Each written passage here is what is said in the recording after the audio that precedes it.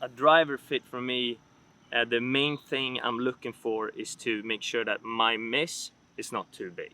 Okay, so I tend to miss it off the toe, so I gotta make sure that my toe miss is not hooking too much and that it doesn't have too low of a spin. Right. So I always try to fit after my miss, because when I hit it good, I'm gonna hit it good no matter what, pretty much. And that's a huge point for anybody. If you can dial in your misses, your good shot's going to be good regardless. So if you can get the misses to do what you want them to do, you're going to play better golf. Yeah, and I feel like most fitters only fit for the good shot. You know what I mean? Right. So we got to get fitted for the bad shots here. So yeah, it looks like you can adjust this driver a lot. You know more than me. What's nice is we're going to start in the most neutral position. This is a neutral left to right, neutral up and down. So this will give us a good idea of what he's bringing to the table, and then we can actually make the adjustments from there. So let's go ahead and hit one. All right, let's go.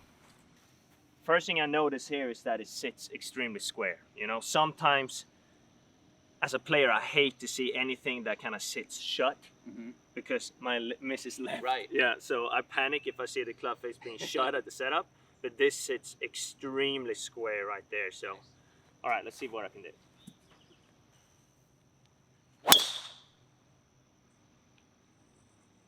All right, so pretty good there. I hit that solid, very, very straight flight there. So. Absolutely.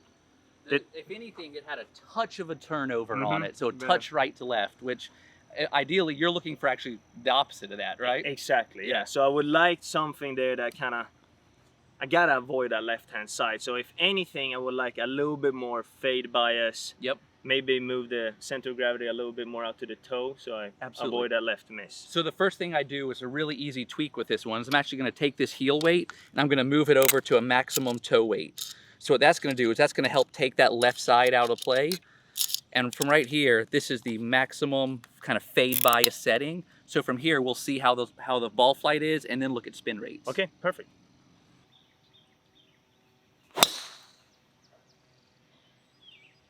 right, it's trying to fade. It's pretty good.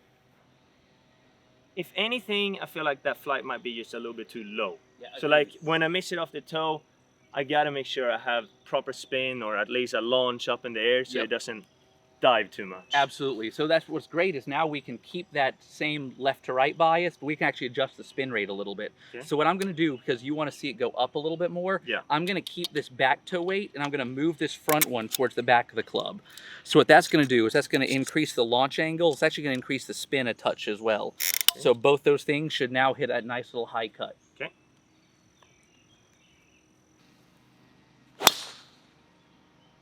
Beautiful there. That launch definitely kicked up a little bit and the ball's moving to the right. So what I really like about that is that sometimes when you move weight on a club head, it changed the feel.